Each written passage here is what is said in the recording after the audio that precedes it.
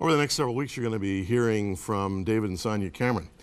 They are a most interesting couple. I have interviewed them in the past. Some of you maybe saw that interview, talking about their recently released book, The Rest of Health, Learn the 7 Vital Strategies to Optimize Your Well-Being. There's the book right there on the screen.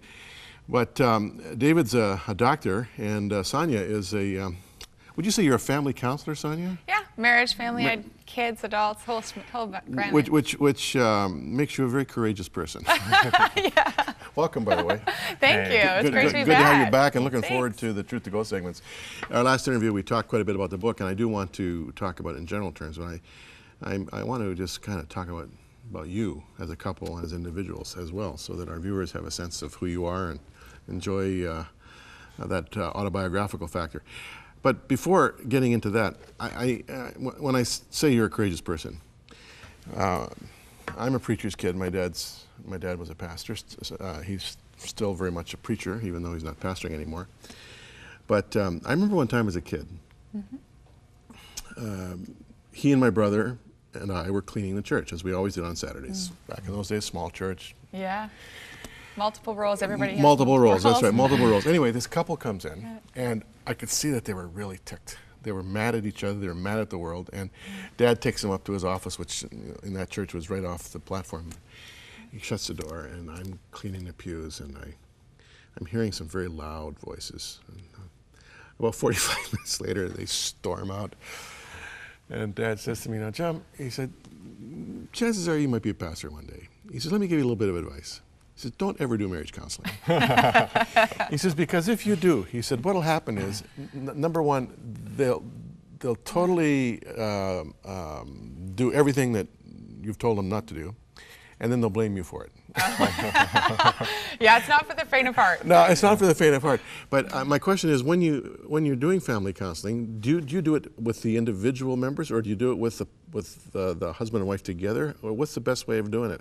Well, it depends on the situation, their needs, what they're going through. You know, sometimes when I'm working with a couple, I'll have individual sessions with them. If they've, say one of the spouses has depression that needs some special care, then I'll meet with them individually and then together as a couple or the whole family. So I'm pretty flexible. You know, I work with adults and kids, and so when you work with whole families, you need to be adaptable to what's going on. So I'll do some of a mix, yeah. And let's be frank here. Husband and wife come in for some marital counseling. Is the husband generally there under duress? He's there under threats often. Under threats? Yes. You come or else. Yeah. And so he's not exactly a willing participant in the process. No, often not, yeah. And so you have to deal with some hostility?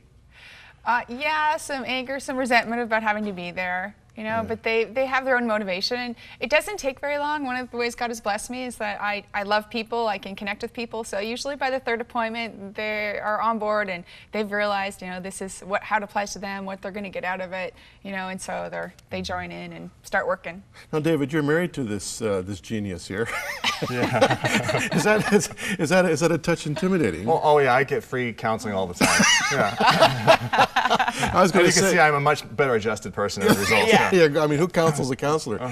You're a family practitioner now. You work in a context where you have 15, 16 other doctors. Yes, I do. I'm in a community health care center in several different locations. We all share a call together at the hospital. And you've been doing that for how long? I've been there for 8 years. Wow, you started as a very young doctor. I did, straight through.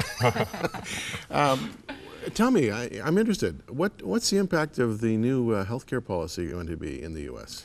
Well, the real reason that we have the healthcare changes, the reform is going on, is to help the uninsured. We have approximately 40 million people in the United States that are without healthcare insurance. And I wrote an article last year about a man who did not have health care insurance. I called it the $30,000 bottle of insulin. He's a man that he had diabetes, lost his insurance, and he couldn't afford his insulin. And he ended up in a coma because he didn't get his insulin. Which is worth what, $15? $15, of insulin, yeah. And then he ended up being in the hospital for a week, which ended up costing him $30,000. So he ended up getting very poor, expensive care. And that's what we're really trying to help with some reform. And hopefully we're going to get as many of those people that don't have health care insurance some insurance so we can take care of people preventatively. Is there any common theme to the kind of patients you're seeing vis-a-vis afflictions, illnesses, or is it a total comprehensive, anything goes? You know, I'm a family physician, and we call it womb to tomb care in my office. And so I deliver babies. I take care of the kids as they grow up, and then I also do take care of adults. I have an interesting patient population in the United States, since we do have many people that don't have health care insurance. About a third of my patients don't have health care insurance, and as a result, we have several different language groups. I speak Spanish in my practice in the clinic, and then also in the hospital setting. And I find it's very rewarding. I find that we're doing a great job of helping people that would not get health care otherwise. They'd have to go to the emergency room. And to me, it really is a mission.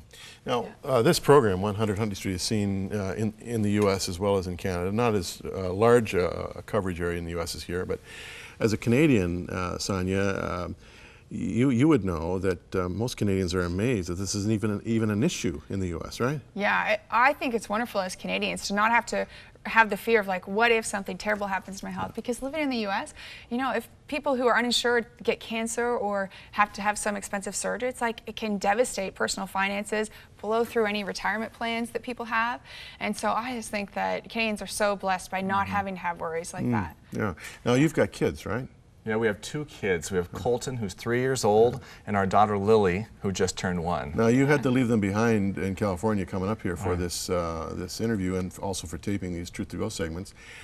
Are you sleeping, Sonya? Actually, for a change, I'm sleeping. All right, there you go. My baby still loves to be up in the night, so it's actually strange to sleep through the night. But you've not been away from your baby ever before, right? No, my Lily, she's so wonderful. I've never been away from overnight until this trip, and our little Colton, he's 3, and he is so much fun. I'm just looking forward to getting back and playing with him. Well, I remember they were here when you came the last time. They're really sweet kids. Why the book? And first of all, the title.